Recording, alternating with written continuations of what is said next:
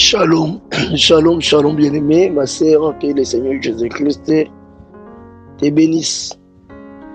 En fait, la sanctification intérieure, extérieure, les dépouillements, ça paraît comme être des nouveaux mots qui viennent de sortir, qui viennent de paraître dans le monde. Oui, bien sûr, la Bible parle de la sanctification qui est l'effet de vivre loin des péchés, l'effet de fuir les péchés, d'abandonner les péchés et de vivre pour le Seigneur. Ça veut dire la sanctification consiste à vivre dans la sainteté. Ça consiste à ne pas pratiquer la vie des péchés. Mais souvent, quand on parle de la sanctification aux hommes de Dieu, les hommes de Dieu n'entrent pas en profondeur. La Bible dit, sans la sanctification, personne ne verra le Seigneur. Ça veut dire, si tu ne vis pas la vie de la sanctification, tu ne verras pas le Seigneur. Bien-aimé dans le Seigneur, chers frères et sœurs, si tu n'as pas la vie de la sanctification, tu ne verras jamais le Seigneur. Donc ça veut dire, même si tu te dis que tu es chrétien, et si tu veux voir le Seigneur, il faut la vie de la sanctification. La vie de la sanctification demande pas seulement que tu acceptes, ça demande de te sacrifier pour le Seigneur. Ça demande que tu donnes toute ta vie, accepter tout ce que les normes de la Bible te demandent de faire, c'est ce que tu dois faire. La vie de la sanctification, c'est une exigence d'effacer ton moi, ton être, d'effacer ce qui est la volonté de la chair et de faire ce qui est la volonté, soit le désir de l'esprit. La vie de la sanctification exige de ne pas pratiquer ce que tout le monde utilise ou bien aime ou bien il pratique. Mais toi, tu dois utiliser ce que le Seigneur veut que tu utilises. Tu vas vivre par rapport à ce que veut la parole de Dieu. D'où, dans la sanctification, il y a une sorte de la sanctification seulement, mais qui se voit ou bien qui se pratique en deux étapes. Premièrement, quand on reçoit Jésus-Christ comme Sauveur et Seigneur, qu'est-ce qu'il faut faire? Il faut changer sa nature, devenir une nouvelle créature. Ça veut dire faire passer les choses anciennes et commencer à vivre avec les choses nouvelles. Faire passer les choses anciennes et commencer à vivre avec les choses nouvelles, ça veut dire quoi? Abandonner les péchés, te repentir, te convertir et commencer à vivre pour le Seigneur. Donc ce que le Seigneur te dit, c'est ce que tu dois honorer.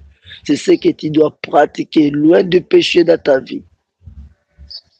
Donc tu dois combattre et faire la lutte de ne pas pratiquer les péchés. Donc c'est alors que intérieurement, si tu réussis à vivre loin de péché dans toutes ses formes, là tu es maintenant en train de vivre dans la sanctification, dans la sainteté. Toutes sortes de péchés, que ce soit par tes pensées, par tes paroles, par tes actes, tu t'éloignes de péché. Tu t'efforces à vivre pur. C'est ça la sanctification. Et là, on l'appelle sanctification intérieure. Et la sanctification, l'autre partie, on l'appelle la sanctification extérieure. La sanctification extérieure, c'est quoi? Du fait que intérieurement, tu es déjà sauvé, guéri, tu as abandonné le péché, tu as tout quitté. Ce qui est fait intérieurement doit sortir aussi dehors pour être visible. La sanctification extérieure, c'est les fruits et les effets de la sanctification intérieure qui se fait visible extérieurement. Ça veut dire quoi? Ça veut dire le fait qu'intérieurement la parole de Dieu t'a transformé, d'où extérieurement aussi, ça doit être visible que cet homme-ci, il est purifié par la parole de Dieu.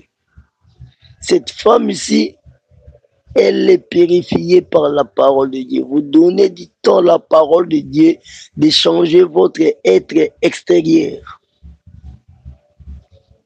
Écoutons d'abord ce que dit la Bible. 1 Thessaloniciens 5, 23. La Bible dit ceci. Que le Dieu de paix vous sanctifie lui-même tout entier. De la sanctification, ça doit être tout entier. Ça ne doit pas être en partie. Tout entier, ça veut dire quoi? Écoutez la suite. 1 Thessaloniciens 5, 23. Et que tout votre être, quand on dit, on parle de notre être, c'est tout ce que nous sommes.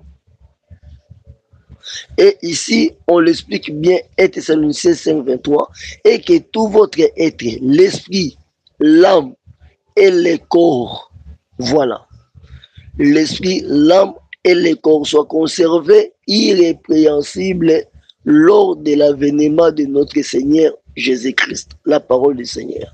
Donc la sanctification, quand on parle de la sanctification du parti extérieur, ça veut dire tout ce qui compose l'être de l'homme. Or que l'homme est composé de trois choses. L'homme est composé de l'esprit, de l'âme et du corps. Donc ça veut dire quand on parle de l'esprit et de l'âme, c'est un travail qui est intérieur. Et quand on parle du corps, c'est un travail qui est extérieur. Donc ça veut dire que la sanctification doit être intérieure et extérieure. Alors la sanctification de l'esprit et de l'âme, c'est la sanctification intérieure qui consiste à abandonner les péchés, à s'accrocher, s'attacher au Seigneur, sacrifier sa vie pour le Seigneur et vivre dans la sainteté sans péché. Ça, c'est la sanctification de l'âme et de l'esprit. Tandis que la sanctification du corps, ça parle maintenant du dépouillement du corps. La Bible dit bien, l'esprit, l'âme et le corps soient conservés irrépréhensibles. Ça veut dire, ton corps doit vivre sans reproche. C'est ça, irrépréhensible. Vivre sans reproche. Donc, tout ce que le monde peut te reprocher, tu dois quitter ça. Tu ne dois pas vivre en copiant ce que le monde nous présente. Toi, tu ne dois plus vivre pour copier le monde. Tu dois vivre pour Dieu. D'où, si tu veux que ton corps reste sans reproche, c'est question de vivre comme Dieu t'a créé. Donc, comment Dieu t'avait créé? Comment Dieu avait créé l'homme? Comment Dieu avait créé la femme? Tu dois vivre pour que ton corps reste sans reproche. Toi, fais un effort de vivre comme Dieu t'a créé. Bien-aimé, quand Dieu avait parlé du tabernacle dans l'ancienne alliance, dans le tabernacle, il n'existait pas un fait étranger qui pouvait venir allumer les lampes qui étaient dans le tabernacle. Le fait qui allumait les lampes qui étaient dans le tabernacle, ça descendait du ciel. Dans le tabernacle, ça descendait du ciel. Alors, Dieu ne voulait pas qu'on amène quelque chose de dehors dans le tabernacle. C'était un lieu saint où tout ce qui s'est passé là-bas, c'était selon le modèle de Dieu. Même notre corps, c'est le temple du Saint-Esprit. Comme nous sommes le temple du Saint-Esprit, par rapport aux choses de l'Esprit, on ne peut pas prendre quelque chose qui est dit dehors pour l'ajouter dans quelque chose qui veut marcher selon l'Esprit. Comme notre corps est le temple du Saint-Esprit, On ne peut pas prendre quelque chose que Dieu n'avait pas créé et qu'on vient ajouter dans notre corps. Exemple, Dieu pouvait créer le monde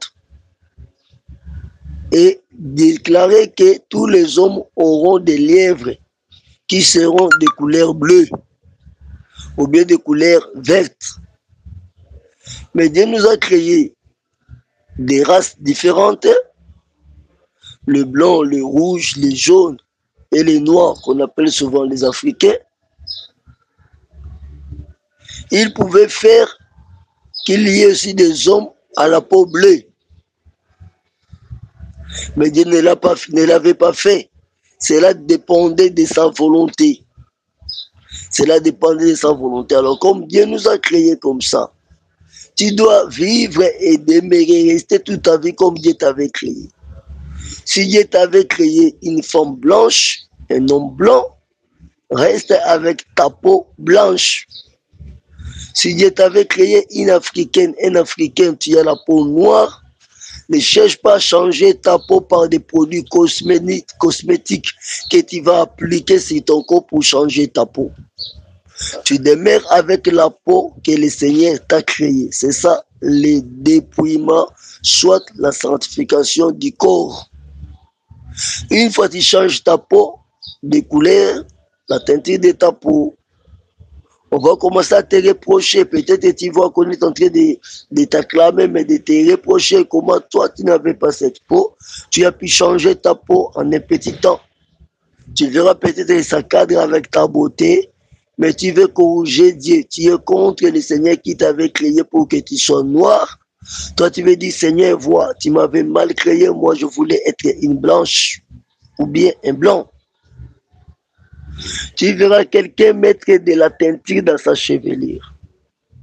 Bien aimé, la teinture dans la chevelure, Dieu avait arrangé que tout le monde ait une chevelure de la couleur noire. Et plus que tu avances en âge, la chevelure va changer la couleur, quitter la couleur noire pour devenir blanche. Dieu pouvait dire à la place que la couleur noire cède la place à la couleur blanche. À force de l'âge, Dieu pouvait dire aussi que nos têtes vont changer la couleur pour devenir les cheveux de la couleur bleue ou bien de la couleur rouge.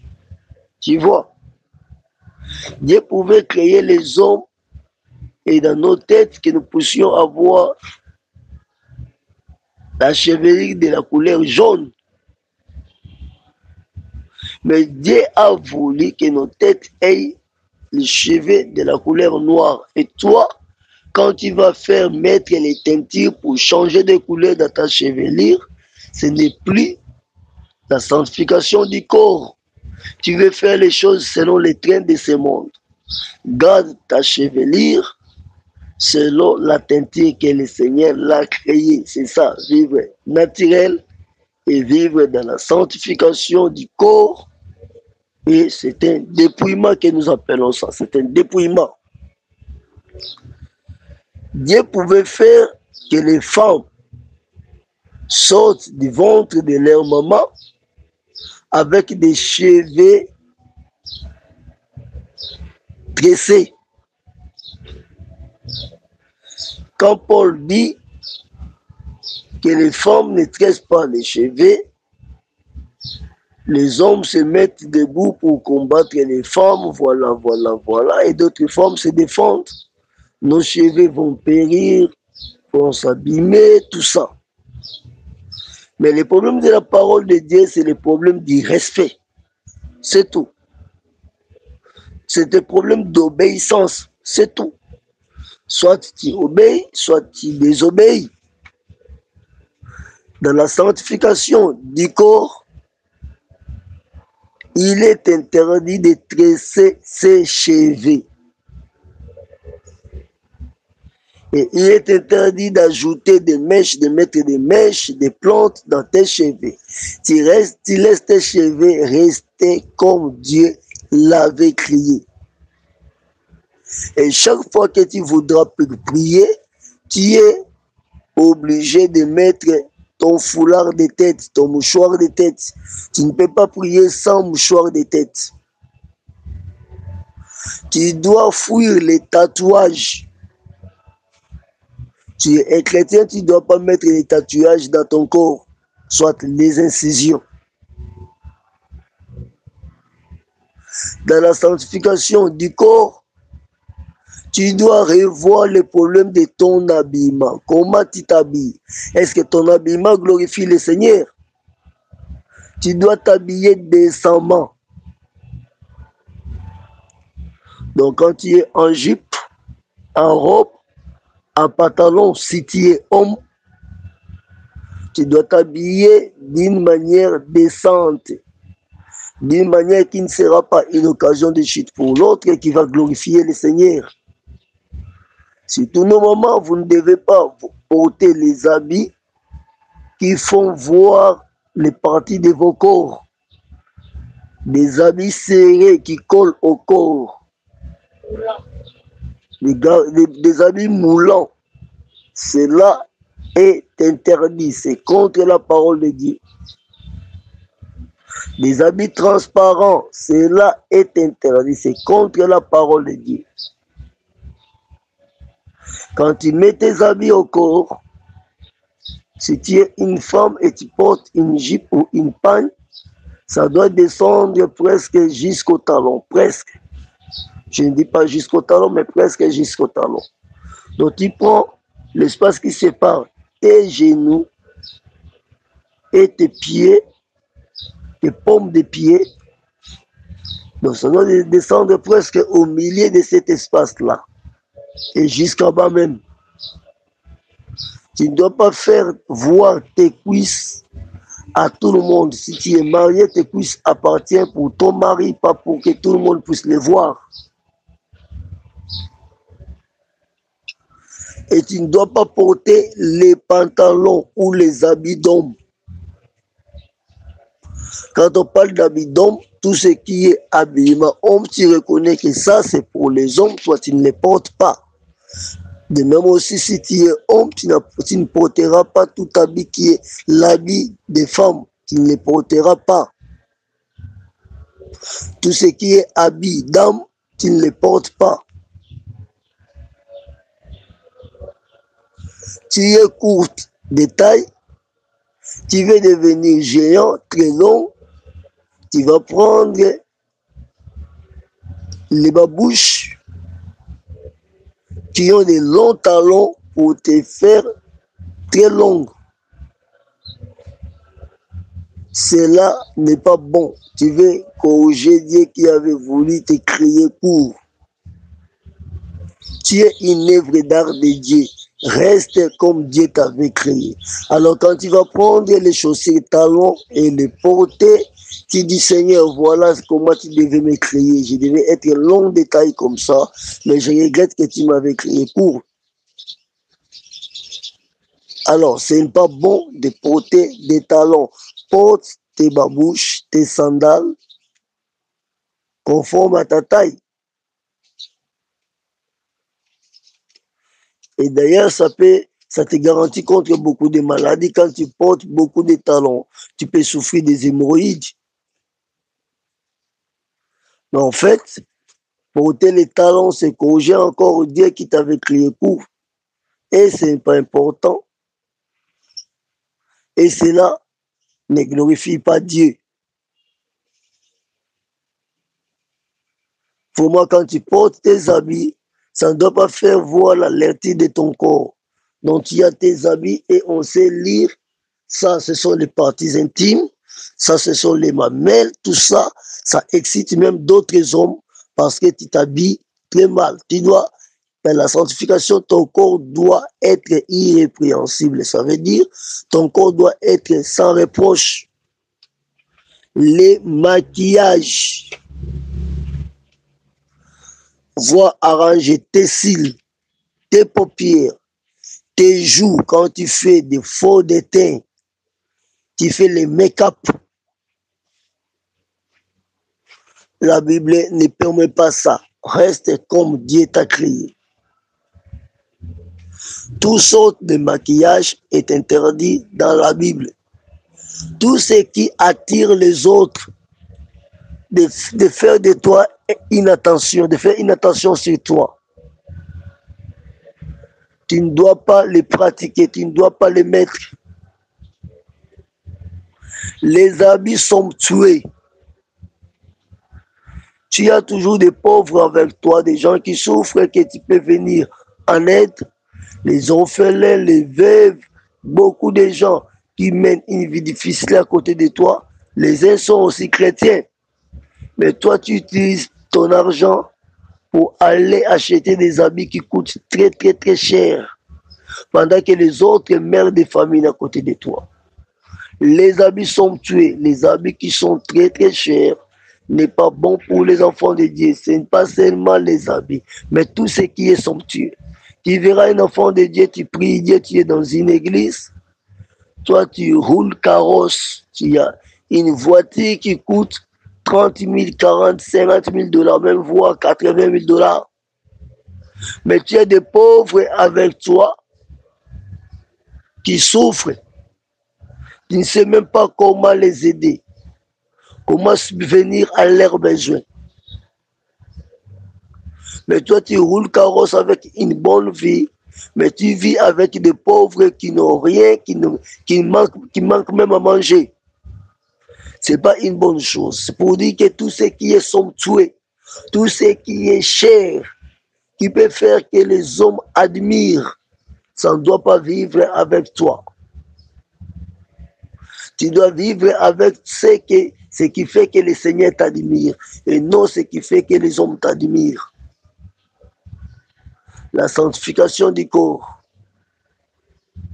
Et la femme ne portera pas un pantalon parce que la Bible interdit que la femme porte un habit d'homme. Donc tu es une femme, tu dois t'habiller toujours en jupe, en pagne ou en robe.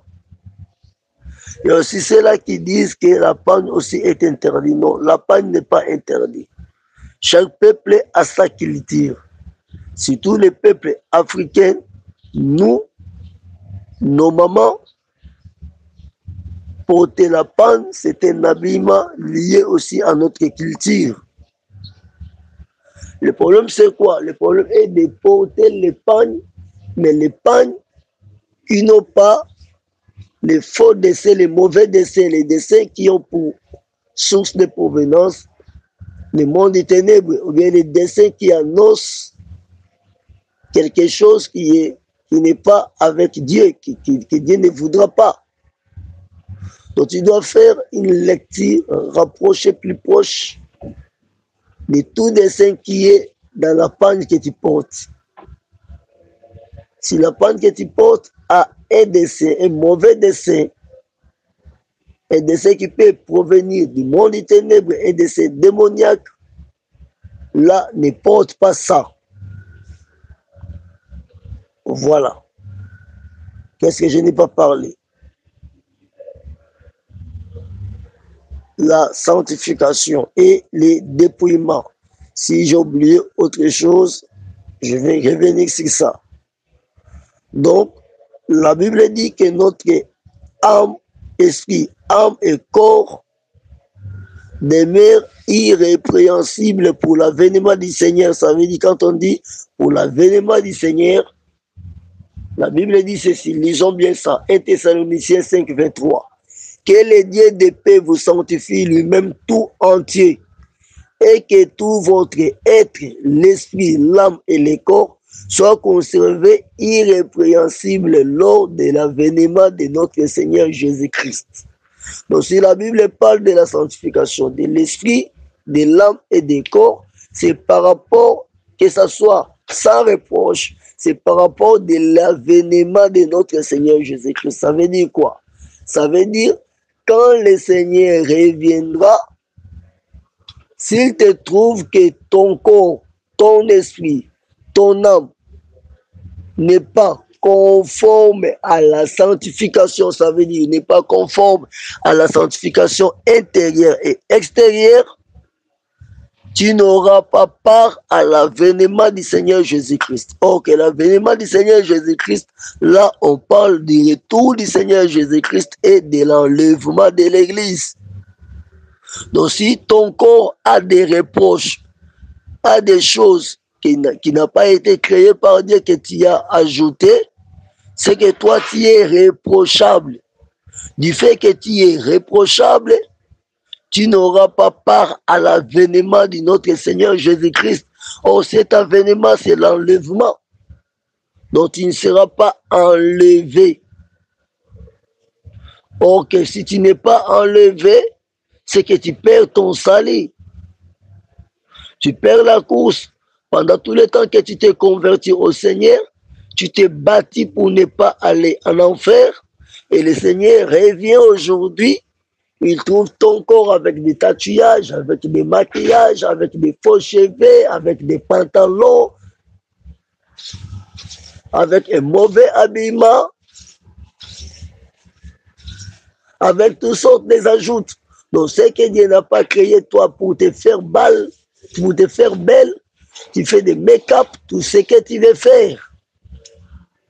Alors, comme ton corps sera reprochable, lors de l'avènement du Seigneur Jésus-Christ, tu n'auras pas part. Voilà la raison pour laquelle nous disons aux enfants de Dieu, ils doivent se dépouiller, comme dit la Bible. La Bible parle de dépouillement du corps. Donc que notre corps, notre esprit, notre âme soit irréprochable, irrépréhensible. Alors quand la sanctification qui était intérieure s'applique aussi intérieurement, ça veut dire ton être intérieur, tu es déjà une nouvelle créature. Ton langage, tes habitudes, tes pensées, tes caractères est prêt de tout faire pour la gloire de Jésus-Christ. Et ça sort aussi dehors, tu changes, tu te dépouilles, ton habillement, tu restes naturel. Tout ce que Dieu n'a pas fait pour le corps, tu ne l'ajoutes pas dans ton corps. Donc tu ne dois pas, si tu parles de la sanctification, tu ne dois pas changer intérieurement, tu es devenu une nouvelle créature, et extérieurement, tu n'es pas changé. Cela n'est pas comme ça dans la Bible. Ou bien toi, tu changes extérieurement, tu te dépouilles, tu changes ton habillement, ton être extérieur, tu ne portes pas les pantalons, tu ne mets pas les faux cheveux, tout ce qui est faux, faux vernis, fausses fesses, fausses mamelles.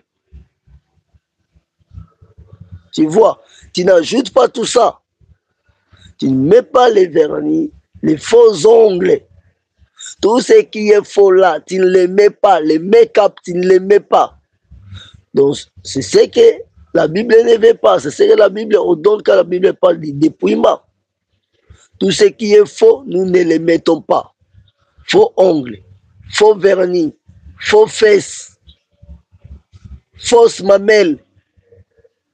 Tu vas, on va te faire...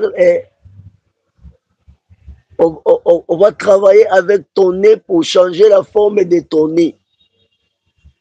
On va faire l'esthétique avec ton nez pour changer ton nez, changer ta figure, ta face. Reste comme Dieu t'a créé. Cela n'est pas bon. Tu seras reprochable au devant du Seigneur. Et si tu commences par changer l'extérieur, l'intérieur n'est pas transformé, tu ne fais rien, c'est encore le pur. Ce travail de la sanctification commence avec l'intérieur, ton esprit, ton âme, et après ça va sortir avec l'extérieur. Donc tout doit être transformé. Si tu dis que moi je commence à changer l'extérieur, et l'intérieur je vais changer petit à petit, c'est pas bon. Il faut commencer par changer l'intérieur et l'extérieur, qui va les changer selon que cet esprit va t'apprendre c'est quoi la sanctification du corps, et c'est quoi les dépouillements. Tu ne dois pas porter des bijoux, tout ce qui est perles, les bijoux. Quand on parle de perles, tout ce qui brille, tu ne le porteras pas. Or que parmi ceux qui brillent, tu verras les bagues, comme bague d'alliance ou bien n'importe quelle bague que les gens portent. C'est soit en argent, soit en or. C'est composé d'une matière première et ça attire l'attention des autres. Tu ne dois pas les porter. La montre, peut-être, mais pas une montre qui brille. Parce qu'il y a aussi des montres en or. Voilà. Ta montre, c'est pour te servir de voir l'air, mais ça ne doit pas être en perles, quelque chose qui brille. Non. Tu vois. Et les messages du dépouillement, ça va jusqu'au lit de mariage. Dans tout ce que nous faisons comme pratique, nous cherchons à sanctifier le Seigneur dans notre vie de tous les jours. Tant de choses qu'on doit dire que je n'ai pas encore dit, on doit revenir sur ça. Voilà ma soeur qui me demandait de lui parler un peu sur les dépouillements. S'il y a ajouté, je vais ajouter. Si tu as des questions, pose. Je vais revenir sur ça. Que le Seigneur Jésus-Christ bénisse sa parole ce matin et te bénisse, te donne la force de te laisser transformer dans ton esprit, dans ton âme, aussi dans ton corps, d'être une nouvelle créature qui a changé, qui se dépouille au jour le jour. Dépouille-toi, change ta nature et sois irréprochable. Ne sois pas comme le pute, le païen, comme aussi d'autres chrétiens qui disent qu'ils craignent Dieu, mais ils ne veulent pas se dépouiller. Bien-aimé, sache que le dépouillement, c'est par rapport, comme dit la Bible, et Thessaloniciens, chapitre 5, verset 23, c'est lors que tu dois être irrépréhensible, irréprochable lors de l'avènement de notre Seigneur Jésus-Christ.